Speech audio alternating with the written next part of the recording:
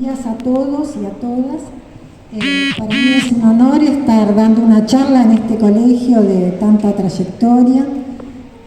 Antes de entrar miré la placa en la vereda y vi que tienen 35 compañeros desaparecidos, ¿no? Y algunos profesores también. Y después Paloma nos acompañó al patio y vi que también está la placa en el patio. Está muy bueno eso de que lo tengan presente y de que hagan este tipo de eventos. No se da todos los días poder contar la experiencia de cómo era militar en la dictadura. Yo personalmente la última experiencia la hice en 1987 cuando fue la sublevación militar, que me invitaron en una escuela a hablar también. Bueno, yo militaba en la dictadura en el Partido Socialista de los Trabajadores y hoy y después seguí militando y hoy estoy militando todavía en el Partido Socialista de los Trabajadores Unificado, se llama. Porque a pesar de que pasó tanto tiempo y ya estoy grande, yo sigo creyendo que la solución a todos los males que estamos padeciendo es el socialismo, que tenemos que derrotar al capitalismo, ¿no? Se me llenan los ojos de lágrimas cuando veo a los inmigrantes pasar en una barca de un continente a otro y la mayoría no llega.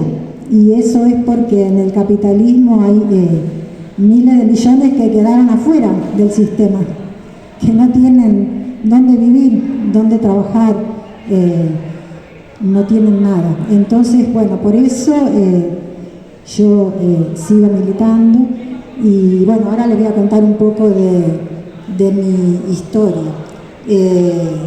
Yo tenía un poquito más que ustedes, 17 años, cuando entré a la Facultad de Arquitectura en Rosario. Era de un pueblo del interior, de la provincia de Santa Fe.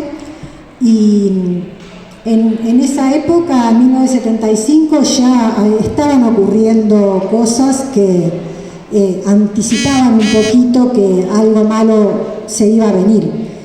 Por ejemplo, mis padres no querían que yo fuera a estudiar porque ya había atentados entre los aparatos de la guerrilla y de las bandas armadas, ¿no? Y toda la semana había un atentado y un entierro, entonces era una situación difícil, pero la vida transcurría normal como en todas las ciudades, ¿no? Cuando, incluso donde hay guerra, como ustedes ahora podrán ver lo de Ucrania.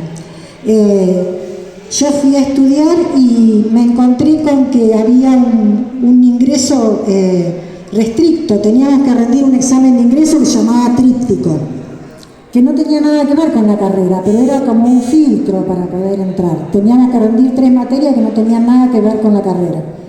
Entonces empecé a buscar chicos para hacer algo para sacarlo ese examen, porque me parecía que estaba mal, que no teníamos que perder el tiempo con eso y que teníamos que dedicarnos de lleno a la carrera.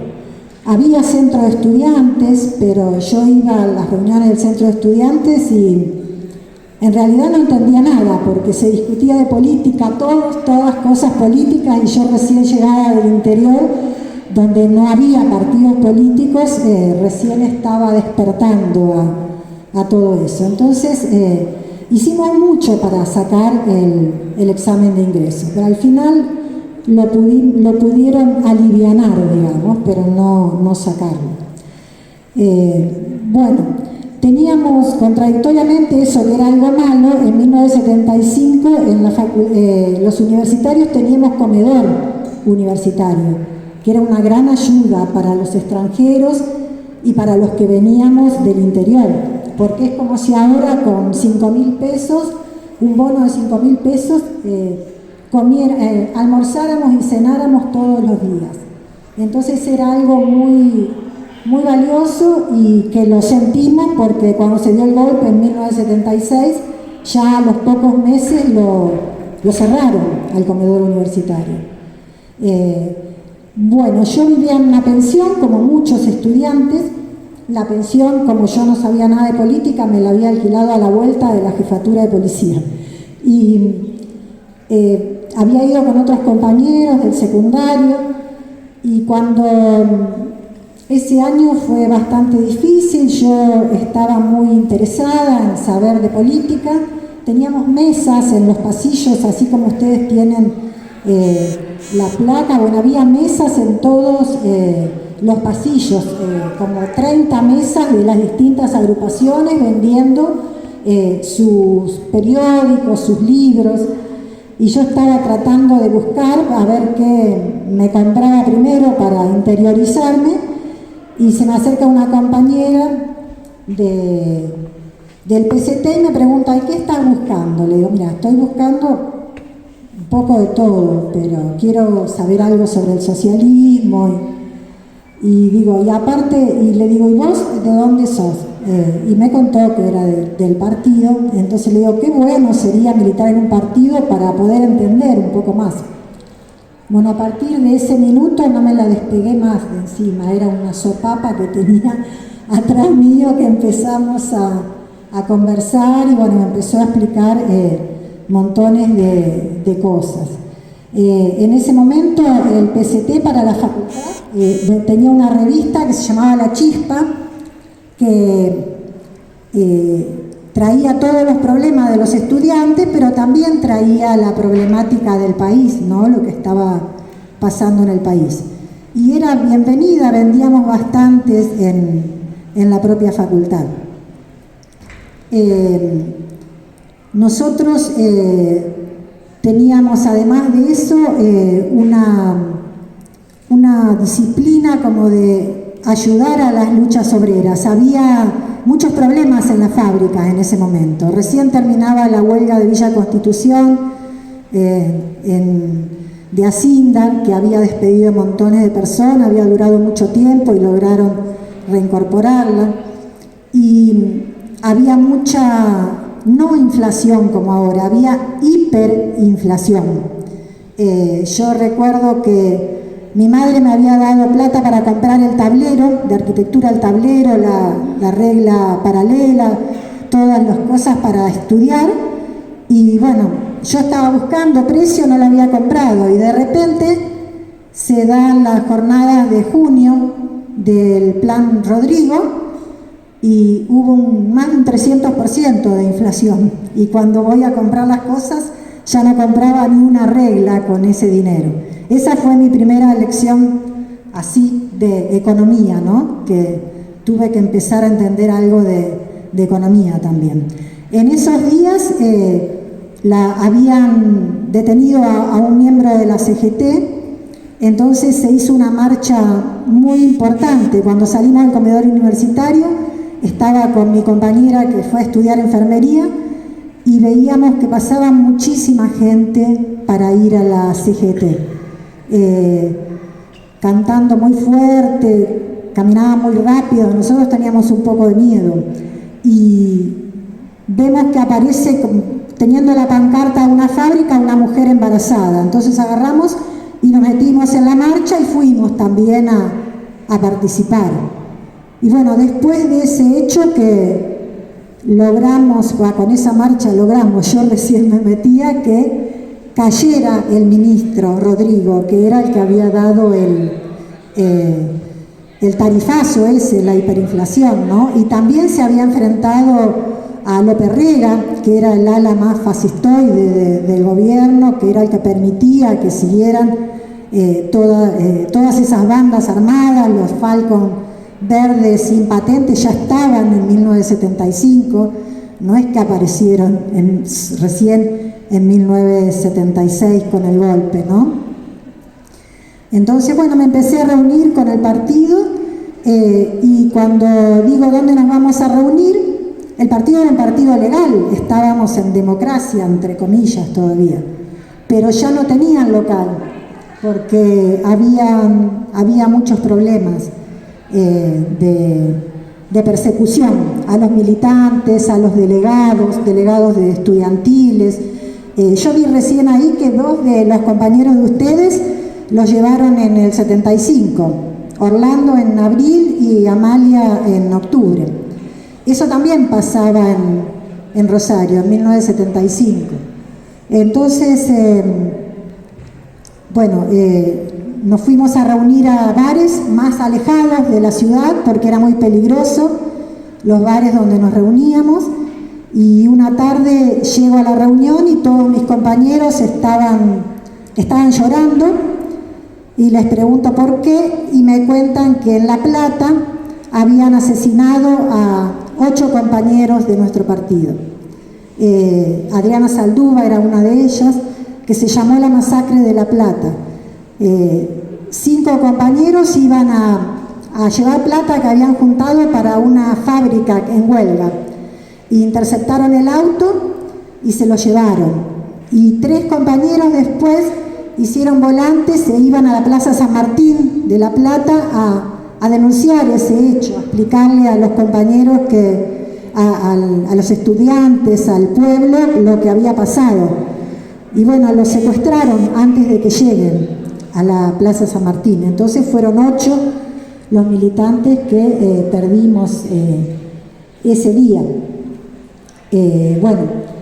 Después en la facultad todo bien, la vida transcurría todo normal, aunque la gente estaba muy preocupada. La gente, con tanta inestabilidad, había un sector que prefería que viniera el golpe, lamentablemente. Yo vivía en la pensión, y la compañera que me había hecho entrar al partido, cuando terminan las clases me va a buscar y me saca de la pensión porque era muy peligroso, ¿no?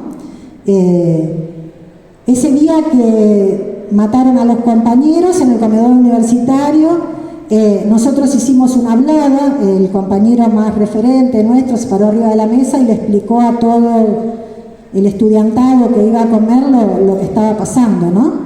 Pero ya la situación se ponía difícil, entonces salí de la pensión, como muchos otros compañeros, y me fui a vivir a la casa de una compañera. Después el golpe se da el 24 de marzo de 1976, como les decía, ya se olfateaba algo malo que iba a suceder, ¿no? En ese momento no hubo grandes cambios en relación a los lugares de trabajo o a los lugares de estudio, porque como se proscribió todo, la dictadura proscribió todos los partidos, todas las actividades culturales, sociales, y empezó a buscar así selectivamente a los delegados y después a los militantes que querían, ¿no? Que estaban buscando en primer lugar.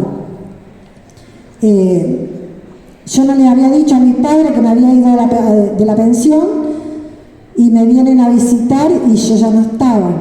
Entonces me los encuentro a la vuelta del comedor universitario, y fue una tragedia porque ellos ya sabían que yo militaba, y con lo que había pasado me pedían que por favor vaya a la policía a decirle que yo no iba a militar más, porque mucha gente grande de la generación de mis padres creían que la policía te cuida, que la policía te va a salvar, y a algunos estudiantes le ocurrió eso, que iban a la policía a decir, bueno, yo ya no milito más, y así los metían adentro, y algunos desaparecían también. Yo conozco una compañera de nuestro partido en Córdoba que le pasó lo mismo, pero no la mataron, pero estuvo en el campo de concentración La Perla unos cuantos años, y después la pasaron a disposición del PEM, del Poder Ejecutivo Nacional. Yo no sé si ustedes vieron la película La Noche de los Lápices, pero vieron que hablan del PEM. Bueno, nosotros teníamos un abogado en el partido que se llamaba Enrique Brocken, que apenas desaparecía un compañero, empezaba a recorrer todos los ministerios y las comisarías para enfocarse en pasarlos al PEN, de que nuestros compañeros puedan estar legalizados, de que el Estado los tenía y no que los tenía la AAA, ¿no? Pero bueno, a raíz de ese incidente con mis padres, yo dejé de verlos durante varios años porque ellos no entendían y mi vida estaba en riesgo si yo iba a la casa y los iba a ver, no solo por lo que me podían seguir, sino porque ellos no entendían la situación, ¿no? Bueno, después en 1976 yo me pasé al turno noche porque tenía que trabajar, el primer año lo hice en el turno tarde, y en el turno noche todavía había muchos obreros estudiando en arquitectura, ¿no? Yo tenía un compañero de Somisa, de San Nicolás, y otro de Asindar, de Villa Constitución, y mucha gente que trabajaba porque no podía estudiar, pagarse los estudios sin trabajar. Entonces ahí era más fácil poder ir a las marchas. Todavía quedaban algunas marchas para pedir el esclarecimiento de los que estaban desapareciendo. Los primeros meses fue un poco como que seguimos con esas marchas. Y nosotros íbamos a las comisiones, curso por curso, le pedíamos permiso al profesor y le decíamos que queríamos invitar a los estudiantes para que vayamos a acompañar la marcha de los trabajadores. Y bueno, por supuesto, en algunos casos no, en muchos casos sí, se levantaba la clase y nos íbamos, pero la mayoría se iba a su casa y un 30% venían con nosotros a la marcha, ¿no? Ese era el nivel de compromiso, digamos. Pero después con los años me di cuenta que era muy importante eso que hacíamos, de pasar a buscar a los estudiantes para ayudar a la lucha de los obreros, porque después los obreros también ayudaron cuando hubo que defender la ley universitaria horrible que sacaron, cuando cerraban escuelas, o sea, porque tenían que defender la educación pública de sus hijos. Entonces ellos también apoyaban las luchas nuestras, la de los estudiantes y los docentes, ¿no?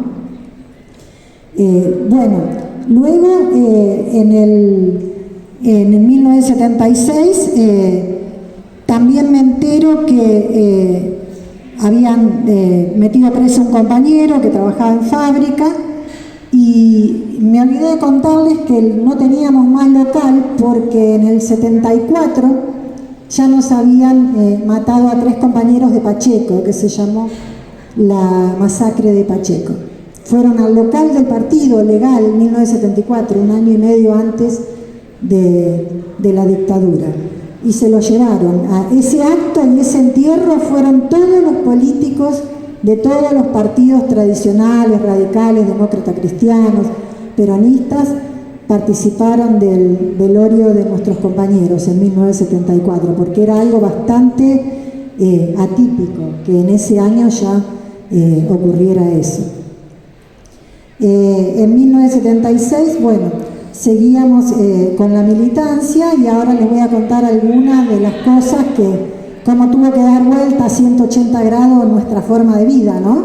Para, por un lado, trabajar y estudiar de día y de noche, y por otro lado, construir el partido, militar para el partido, porque ya no éramos legales. Entonces teníamos un periódico que salía semanalmente, y como estaba prohibido repartirlo, lo envolvíamos. Si era para una sola persona que le pasábamos, lo envolvíamos en una etiqueta de cigarrillos, lo metíamos adentro y se lo pasábamos. Si se lo teníamos que pasar a un equipo, por ejemplo, el equipo de arquitectura, entonces venían todos los periódicos en un paquete de yerba, y así, bueno, si era para toda una ciudad, otros camuflaje más grandes, ¿no? Pero esa era una de los cuidados que teníamos que tener.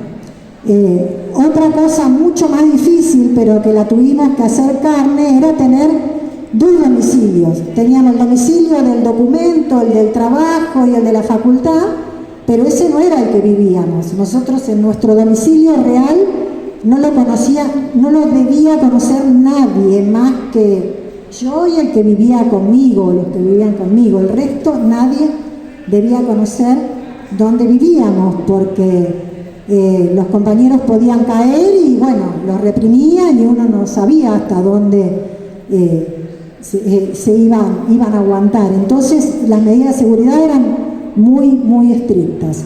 No solo teníamos que hacer eso, sino que el domicilio que nosotros dábamos como legal, la gente que vivía ahí debía decir que nosotros vivíamos ahí, y por eso teníamos que dejar ropa nuestra y libros y cosas nuestras por si iban a allanar. Y el partido nos obligaba a asociarnos a algún club del barrio de ese domicilio legal, y para que por lo menos una vez por mes pasáramos a hacer alguna actividad deportiva para que la gente del barrio nos conociera y pudiera decir también que sí, que vivíamos ahí o que andábamos por ahí, ¿no? Bueno, Rosario es mucho más chica que Buenos Aires y eso se puede percibir, ¿no? A pesar de que ahora está deteriorada o que la ven como un incendio, bueno, yo amo mucho a Rosario y es una ciudad muy hermosa. Los otros cuidados que teníamos, por ejemplo, nosotros ya no teníamos local y nos reuníamos en casas. Las casas que nos prestaban para reunirnos tampoco debíamos conocerlas.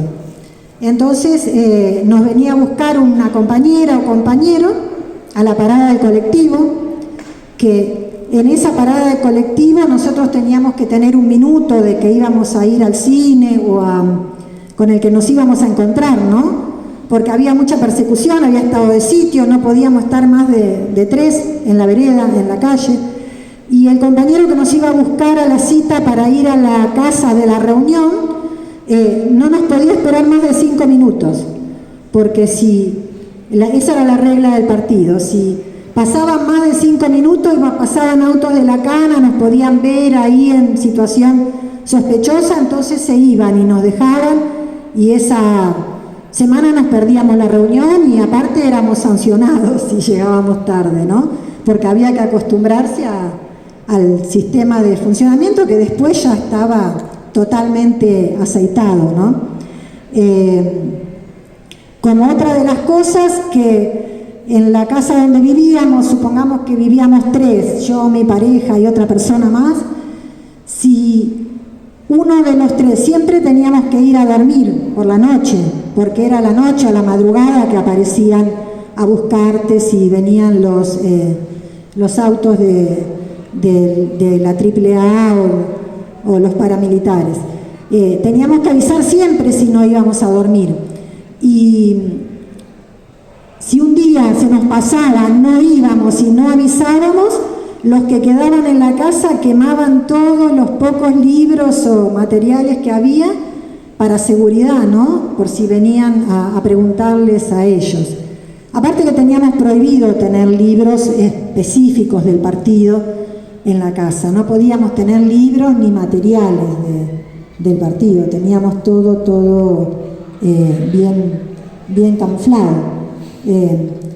Bueno, nos acostumbramos a vivir de esa manera, pero también éramos, nuestra vida legal era todo normal, trabajábamos, nos postulábamos como delegados en la facultad, en nuestra comisión, en el trabajo. Yo trabajaba en un banco, era subdelegada del banco, y los delegados nos reuníamos en bares también, porque ya los sindicatos estaban proscriptos también, estaban ilegalizados.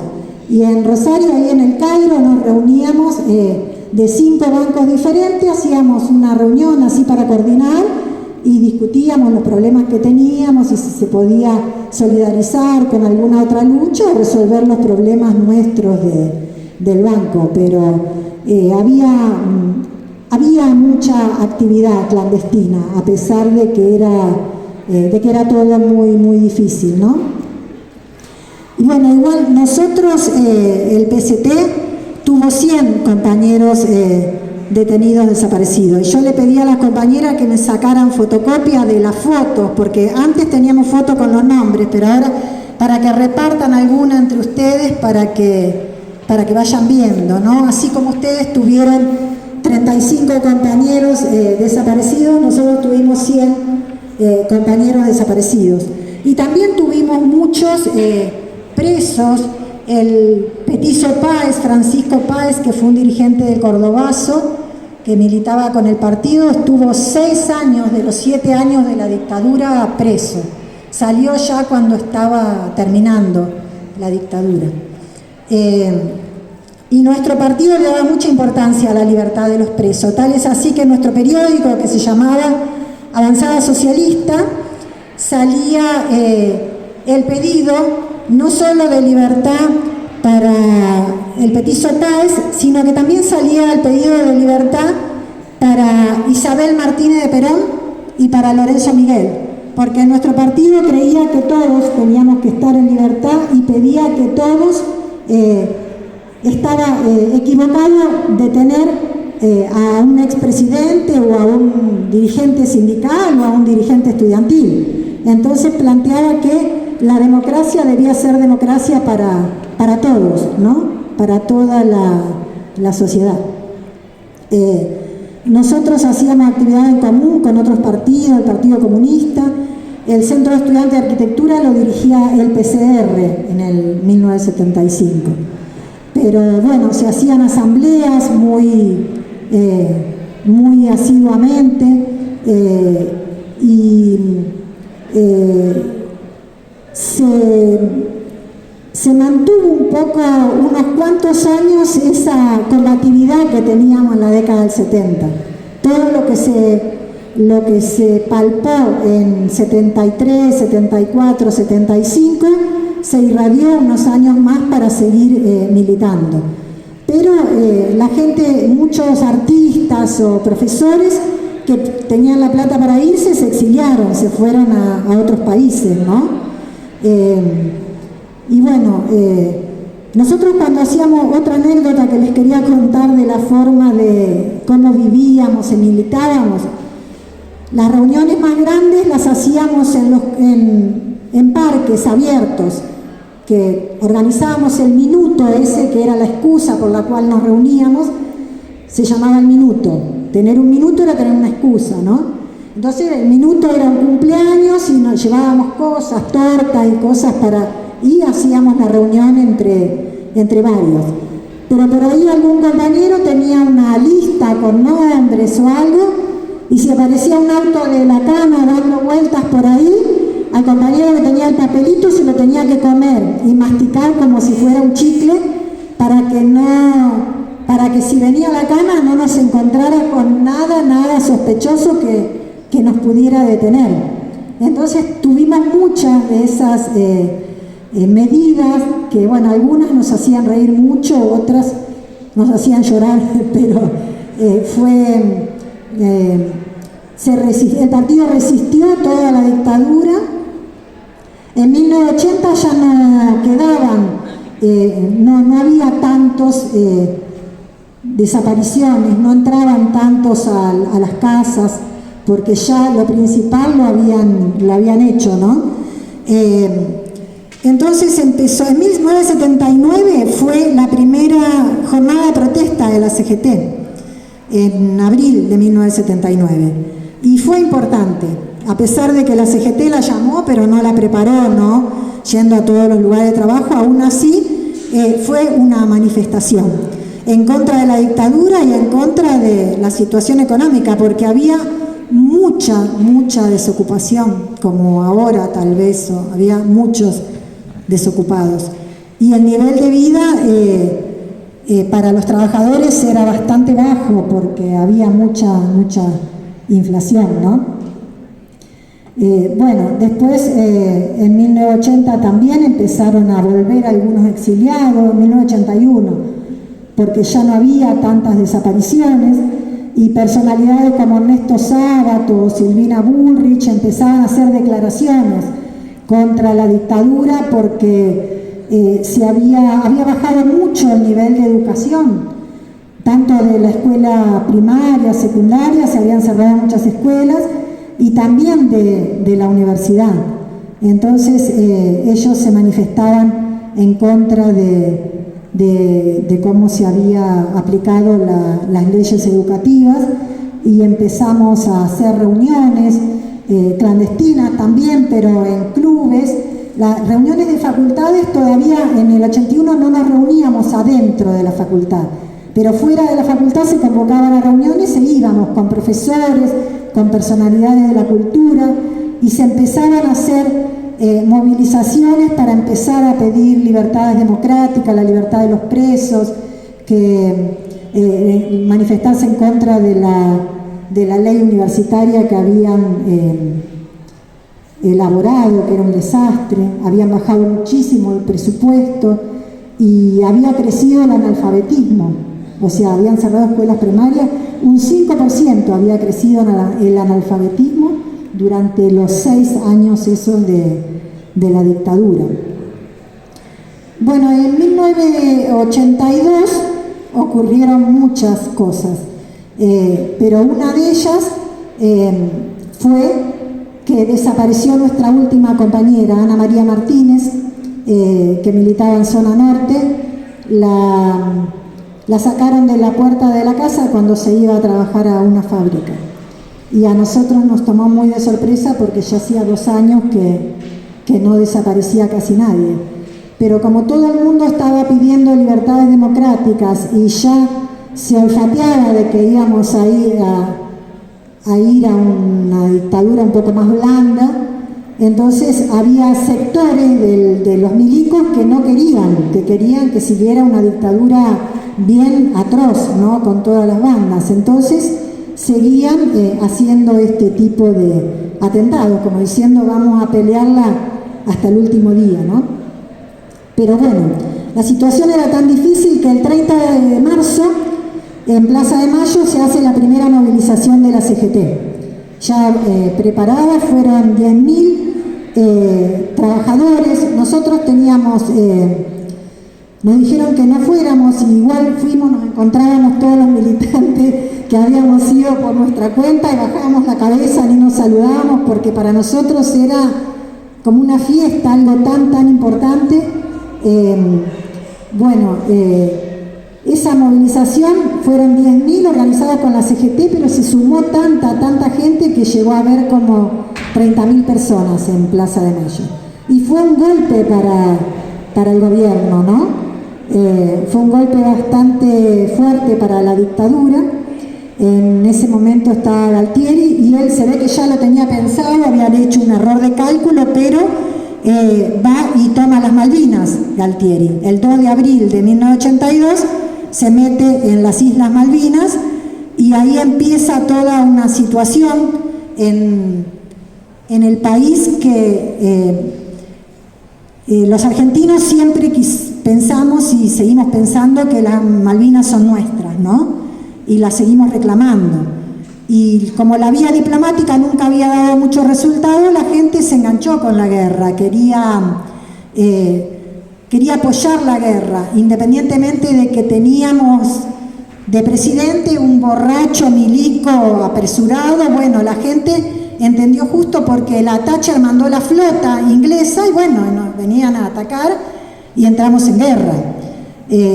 La mayoría de la población quería alistarse, hubo muchos, bueno, ustedes deben conocer algún excombatiente, pero hubo muchos excombatientes que eran grandes, que no eran los ¿cómo se llama?, los que estaban haciendo la colimba, los jóvenes que estaban haciendo la colimba. Era gente que creía que había que ir a pelear para recuperar las Malvinas, ¿no? Bueno, a todo esto nuestro partido sacó una declaración muy importante porque como estábamos en dictadura y la dirección de la guerra era la dictadura, había muchos partidos políticos que estaban por la paz o que no estaban por apoyar la guerra. Y nuestro partido dijo, cuando un país imperialista invade a un país semicolonial, hay que estar del lado del país semicolonial, del país pobre, del país oprimido. Entonces nosotros, aunque no apoyamos en nada a la dictadura militar ni al gobierno, nos colocamos militarmente de la trinchera de Argentina para derrotar a los ingleses y para que se vayan. Y se había elaborado un programa que pedíamos que todos los trabajadores, bloquearan, primero no se hablaba en inglés, se hablaba en español, todas las palabras que antes pronunciábamos en inglés se empezaron a pronunciar en español. Nosotros planteamos que se embargaran, que se embargaran las empresas y los bancos ingleses para poder debilitarlos en la guerra. Llamábamos a todos los países de Latinoamérica, que muchos nos apoyaron. Perú se ofreció a mandar armas para que nosotros ganáramos la guerra, y Latinoamérica estaba muy atenta. Hubo muchas movilizaciones en los países de Latinoamérica para apoyarnos, para que derrotemos a los ingleses y para que recuperemos a las Malvinas. Bueno, la primera vez que hicimos un volante para alargar en la facultad fue por ese evento, por la Guerra de las Malvinas, y no se podía entregar mano en mano como se hacía ahora. Entonces un compañero hizo de campana, se quedaba mirando que no subiera nadie en la escalera, y bueno, yo subía a la escalera, hacía como un abanico con los volantes y los tiraba por el hall, por el balcón, y caían todos en el hall. Entonces después los estudiantes iban a buscarlo, y esa fue nuestra primera manera de repartir volantes para que conocieran nuestra posición, ya casi cayendo la dictadura, ¿no? Fue bastante tensa la situación, porque nosotros hasta el 2 de abril habíamos estado trabajando para que cayera la dictadura junto con el Partido Comunista, con todos los demás partidos. Éramos como hermanos todos luchando para que cayera la dictadura, y de repente cuando nos ven a nosotros con esta posición política de enfrentar a la democrática Inglaterra y poniéndonos del lado de la dictadura, como decía, muchos partidos nos decían que éramos de la CIA, o sea, se dejaron de trabajar con nosotros, y nosotros igual explicábamos pacientemente por qué se debía ganar la guerra, echar al imperialismo inglés y al imperialismo yanqui también, porque los yanquis apoyaron a Inglaterra, no nos apoyaron a nosotros para recuperar las Malvinas, ¿no? Ahí se abrió un proceso después de, por más que el 14 de junio fue la rendición, hubo marchas importantísimas, que ahí nosotros fuimos, la CGT llamó a otra el 30 de abril, ahí nosotros fuimos todos, y la gente se manifestaba cuando llamaba el gobierno también por defender a las Malvinas, ¿no? Para que las Malvinas fueran argentinas.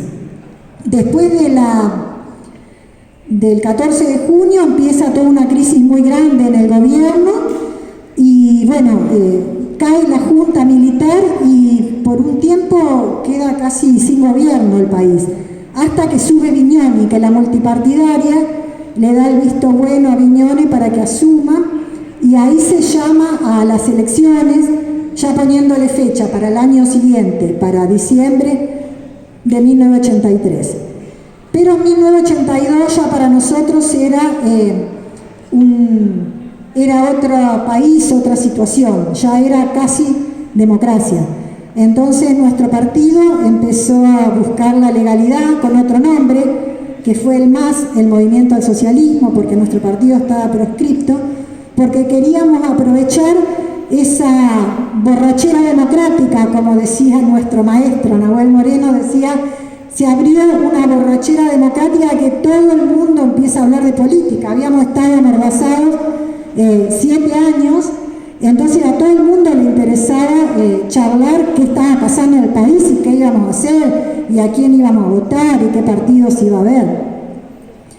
En ese momento el MAS planteaba el no pago de la deuda externa, que también lo planteamos durante la Guerra de Malvinas. Planteamos que a Inglaterra no había que pagarle nada, y llamábamos a todos los trabajadores a que no le cargaran nada en los puertos ni en los aviones a Inglaterra, que haya un boicot total, ¿no? Pero la gente no entendía que la deuda externa nos estaba hundiendo ya en ese momento, entonces nos decían los locos de la deuda externa, nos decían. Pero aún así nos fuimos a los barrios, abrimos 300 locales en el Gran Buenos Aires, como MAS, como Movimiento al Socialismo, y bueno, ahí ya no es dictadura. Entonces yo no sé ustedes qué tiempo me habían dado, pero yo quería decirle 2 o 3 cosas más, y después, si quieren, si les interesa y quieren, podemos abrir para que hagan alguna pregunta, ¿no? Pero lo otro que les quería decir es que hay tareas pendientes todavía, que no es que los 40 años de la democracia, que para mí es democracia entre comillas, ya está todo solucionado, o que la película Argentina 1985, la cual yo la veo muy crítica, porque es una película que reivindica la justicia patronal, la justicia burguesa, como gran héroe, ¿no? El juez era el héroe, él, y el perseguido fue su familia, y nosotros, los que sufrimos toda la dictadura y pusimos el cuerpo para movilizar, ni hablar de las madres de Plaza de Mayo que recorrieron el mundo para buscar a sus hijos, no tienen casi protagonismo en esa película. Se ven 3 pañuelitos ahí blancos, pero ni siquiera con los nombres de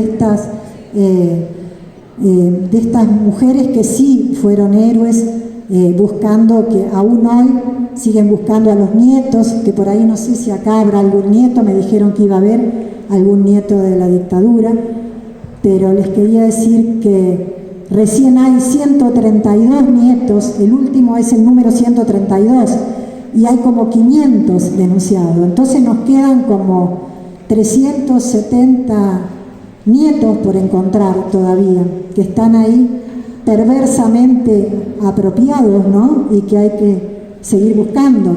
Y también hijos.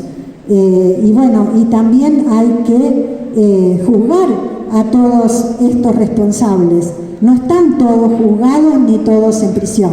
Algunos se murieron de viejo y no fueron juzgados los militares. O miren Echecolás, que hizo desaparecer a Jorge Julio López en el 2006 y bueno, no había estado juzgado. Hay muchos militares que deben estar presos y que tenemos que seguir peleando por eso. Entonces, por eso les quería decir, nosotros el viernes vamos a ir a la marcha, como todos los años. Cada cual, últimamente hay 2 marchas, lamentablemente, entonces ante la división nosotros marchamos con el grupo de Nora Cortiñas, o donde estuvo hasta su muerte Adriana Calvo, la compañera que aparece en la película de 1985, que estuvo detenida en el Pozo de Banfield, donde nació su hija Teresa. Adriana no era del partido, era una dirigente de derechos humanos del Encuentro Memoria, Verdad y Justicia. Y bueno, con ese espacio vamos a marchar nosotros, pero independientemente de con quién marchen ustedes, que calculo que lo van a decidir en el centro, les quería decir que nosotros, mi partido en el cual milito ahora, que se llama Partido Socialista de los Trabajadores Unificado, también tuvimos presos ahora en este gobierno. Empezó con el gobierno de Macri, por las jornadas del 18 de diciembre del 2017, cuando se quería frenar la reforma previsional que nos perjudicaba a los jubilados, a los viejos. Yo ya estoy jubilada hace 10 años. Hubo un compañero que lo persiguieron, ustedes son muy jóvenes porque no pasó ya pasaron como 5 años, pero conocido como el Gordo del Mortero, es de nuestro partido, Sebastián Romero, estuvo exiliado como 3 años y cuando volvió lo detuvieron. Él estuvo con prisión domiciliaria, Sebastián Romero, y Daniel Ruiz, otro compañero, para que dijera dónde estaba Sebastián Romero, estuvo 1 año y 1 mes preso en el penal de máxima seguridad de Marcos Paz, por querer impedir de que se vote la ley previsional que nos perjudica a todos, y por defendernos como se defendieron decenas de miles que había ese día en la plaza de los 2 congresos. Ahí había estado por Callao, estaba toda la CGT, por la 9 de julio estaba toda la CTA, mi sindicato, el SUTEBA, éramos miles y miles, pero bueno, a nosotros nos detuvieron a 2 compañeros y uno del Partido Obrero, Aracaki, y ahora el 13 de abril se hace el juicio a ellos, donde nosotros estamos pidiendo la absolución, ahí en Comodoro Pi. Así que si alguno quiere y puede, los invitamos a que el 13 de abril se acerque a Comodoro Pi para pedir la absolución de estos compañeros, que hoy están en libertad, pero sobre todo el caso de nuestros compañeros, porque estuvieron muchos meses presos, más de 1 año, Daniel. pero César no tanto, entonces él podría llegar a caer preso si no se lo absuelve, ¿no? No, eso, y bueno, ahora quería abrir por si quieren hacer alguna pregunta o si me olvidé de algo después les digo. ¿Alguien quiere hacer alguna pregunta? Les podemos pasar el micrófono, la pueden decir.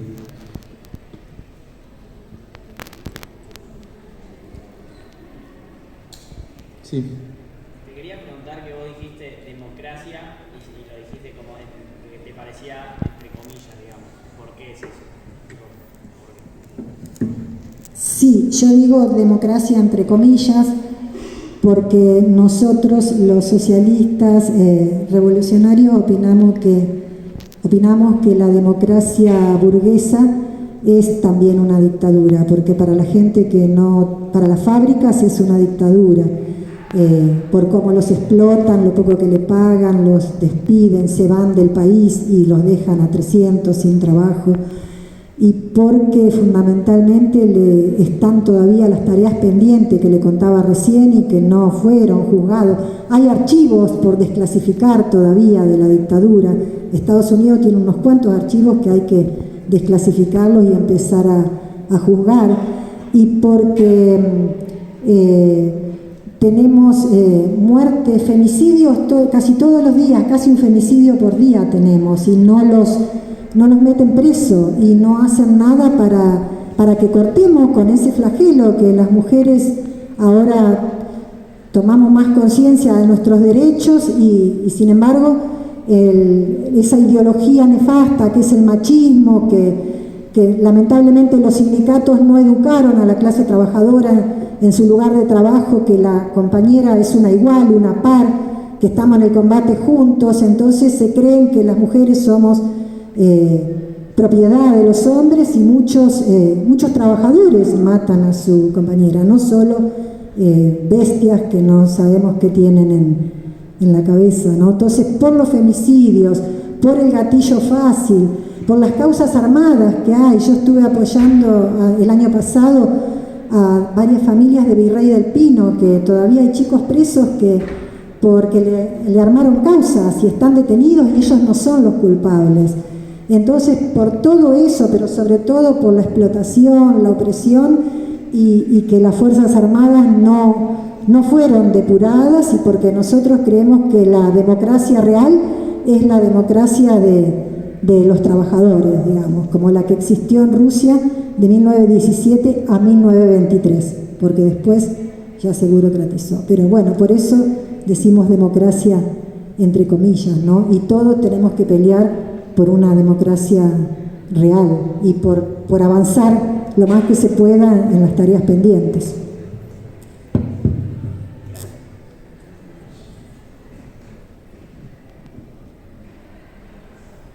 ¿Alguien más?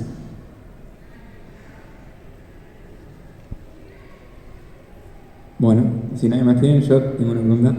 Quería saber un poco cómo fue esa vuelta a la democracia, cómo fue la militancia después cuando volvió la democracia, si fue de a poco ir volviendo, si fue... ¿Cómo fue volver a acostumbrarse a ya no estar proscrito, ya no tener que hacer todas esas cosas, ocultamientos, etcétera?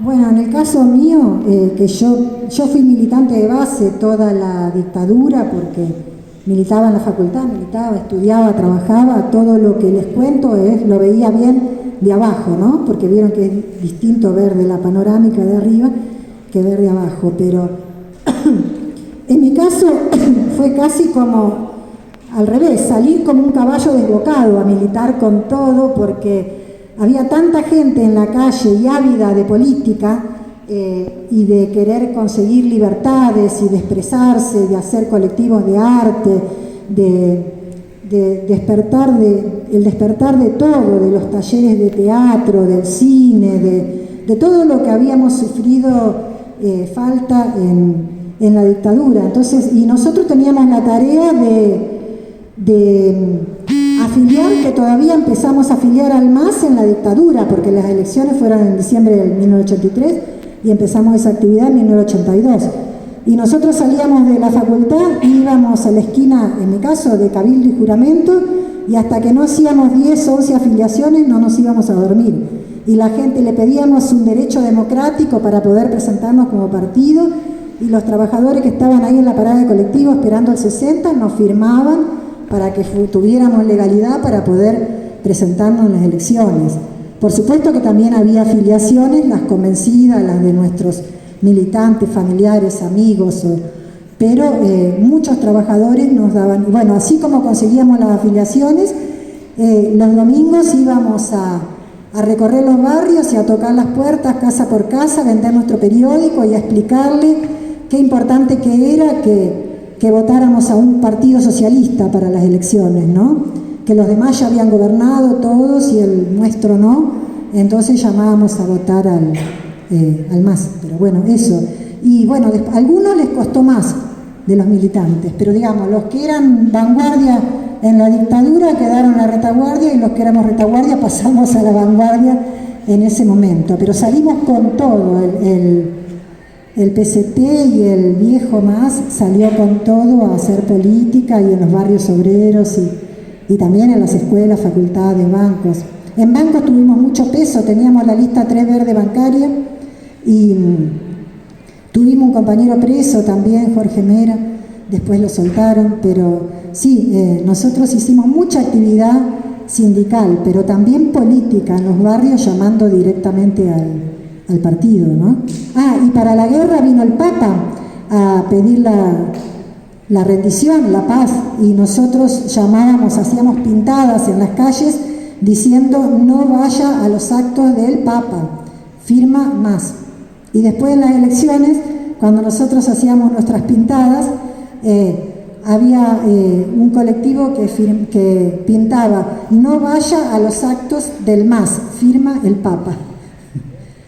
Pero sí, salíamos a hacer muchas actividades.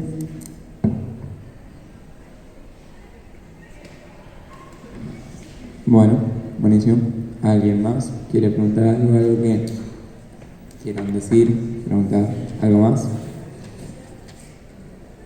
¿Y por ahí se sienten seguros estando dentro del partido político? A ver, ¿qué tan seguros se sienten hoy estando dentro del partido ustedes ahora, teniendo en cuenta, o sea, lo que pasó todo el tema de la historia? ¿Qué tan seguros se sienten hoy ahora ustedes haciendo estas marchas, movilizaciones? Y bueno, más seguro que del 76 al 79, seguros. Pero vos tenés razón, o sea, no es que no hay, qué sé yo, la policía, la bonaerense es un peligro muy grande. Y ustedes, los jóvenes, muchos no quieren a la policía porque han visto golpear a muchos jóvenes que no tienen nada que ver o solo por cómo tenía el pelo o la ropa, ¿no? Si pueden leer el libro de la bonaerense cuando terminen en el verano, no sé, fíjense, pero sí, no es que sintamos que está la superseguridad, pero la seguridad nos la da la solidaridad de estar juntos. Y eso les quería decir antes de terminar. A mí toda la seguridad me la dio primero, mi partido éramos todos como hermanos. Y teníamos el lema, con esas medidas estrictas y a veces sanciones, era porque decíamos, el compañero vale más que uno mismo, ¿no? Cuidarle la vida a nuestro compañero es más importante que cuidar la vida propia de uno. Pero yo me organicé en el banco donde trabajaba, con comisión interna, me organicé en la facultad, con las comisiones, los delegados, y en el barrio también se puede organizar. Yo creo que a nosotros la seguridad nos la da estar organizados, estar junto con nuestros pares, ¿no? Estar organizados. Esa es la seguridad que te da la solidaridad y te da después también la forma de organizarte, como hicieron los vecinos en Rosario, que echaron a los narcos, le rompieron todo porque la policía no lo hacía. Bueno, eso lo hicieron organizados en el barrio. Creo que esa es la forma de que hay que organizarse con los pares, ya que hay instituciones que no nos defienden como mayoritariamente, la mayoría de las veces, la policía. Entonces uno se tiene que organizar en el barrio, en el trabajo, y a veces en las huelgas y en las tomas también en forma armada los compañeros se llevan para organizarse, para que no los vengan a desalojar. Pero eso lo deciden democráticamente cada organización, ¿no? Sean los compañeros de fábrica, pero nosotros planteamos autodefensa. Creemos que la autodefensa obrera, estudiantil de las mujeres es muy, muy importante.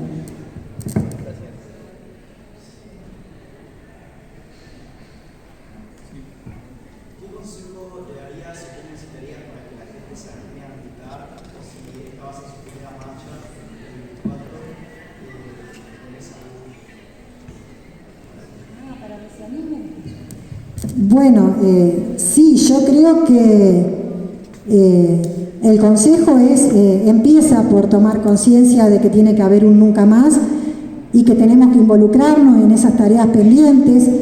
Y bueno, por ahí empezando a tomar tareas acá, preguntando a ver si está en la escuela todos los milicos que participaron secuestrando y torturando a esos 35 compañeros de ustedes están juzgados. Bueno, empezar buscando tareas que tienen que ver con eso, ¿no? Pero por supuesto que yo los invito a todos los que quieran a que vengan a militar con nosotros, a mi partido, el PSTU, porque nosotros queremos hacer el socialismo y sabemos que el capitalismo ya no va más. Vieron que con la pandemia no pudieron resolver algo que se podría haber frenado en 3 meses. Tardamos 3 años en estar medios encerrados, no pudo resolver el tema de la pandemia, el capitalismo, no pudo resolver el tema del calentamiento global, casi nos morimos cocinados en estos 12 días de ola de calor que duró. ¿Por qué? Porque el capitalismo no le importa que el cambio climático nos esté cocinando, que se deshielen los glaciares, no le importa, solo le importan las ganancias. Entonces, por eso yo los invito para que vengan a militar, porque no hay sobrevida en el capitalismo, porque nos mata el cambio climático, nos mata la pandemia, nos mata la superexplotación en la fábrica.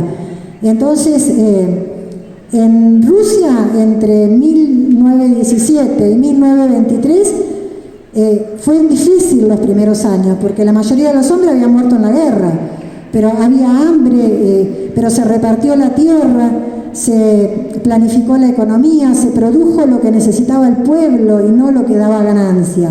Y esos años el pueblo participaba en los soviets, que eran organismos como los que yo les digo, comisiones de estudiantes o de obreros o en el barrio. Bueno, esas organizaciones que se armaban ellos para organizar el nuevo Estado obrero se llamaba soviet. Ellos reconstruyeron todo y llegaron a ser la segunda potencia mundial económicamente. Eliminaron el hambre, eliminaron la falta de vivienda, tenían transporte público todos, tenían unos deportes, eran una potencia en deportes. También en baile, en los bailarines clásicos que tenían. O sea, en pocos años se dio vuelta así la situación, con un esfuerzo tremendo, porque había que trabajar, ¿no?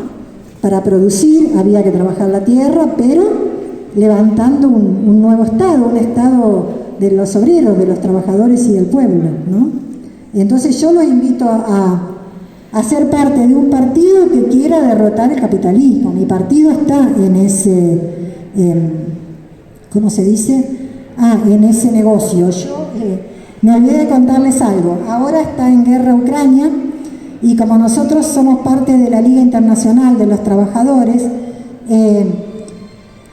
fuimos a través tenemos varios partidos. El partido brasilero fue a un encuentro en Francia de una red sindical internacional, que fueron todos los sindicatos para llevar ayuda a Ucrania.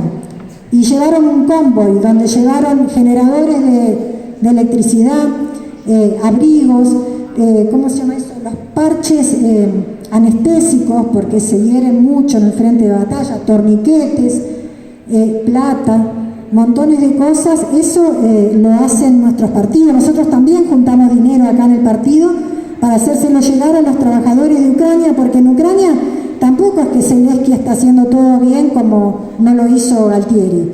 Los que están haciendo las cosas bien y que se quedaron son los obreros que están al frente de la batalla, que están peleando y perdiendo la vida, jugándose la vida, ¿no?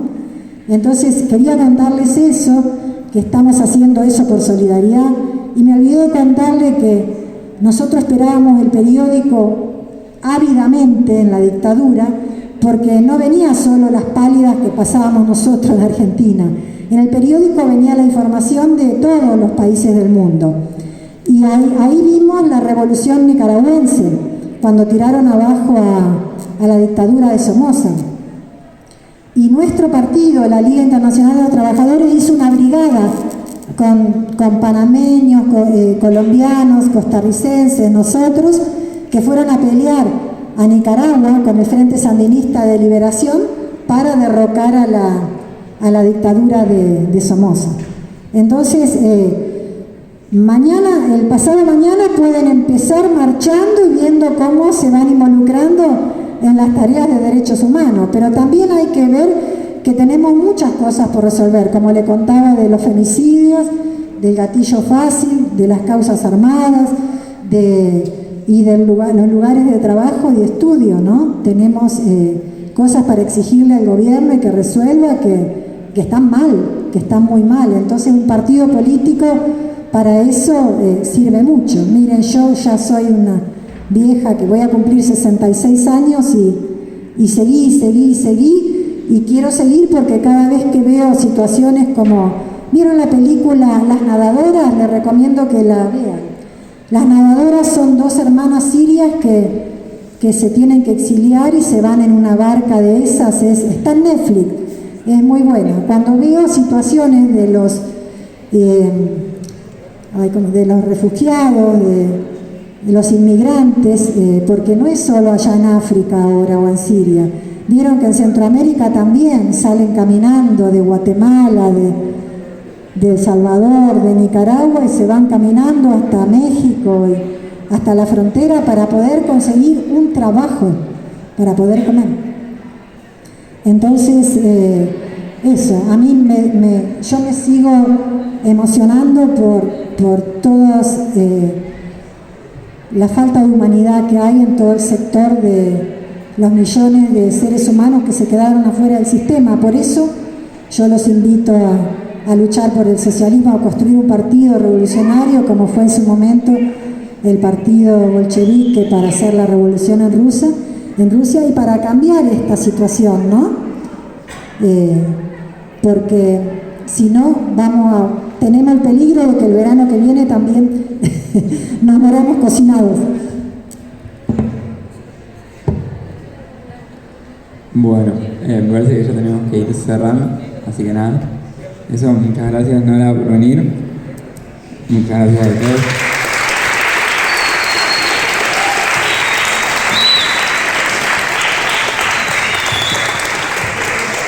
Les repito, para mí fue un honor estar con ustedes, chicos. Así que invítennos cuando quieran. Tenemos otros compañeros que estuvieron en la dictadura, que ahora están mal de salud, pero que ya se van a recuperar. Y que cuando quieran, que haya una fecha que puedan, estamos a disposición. Muchas gracias.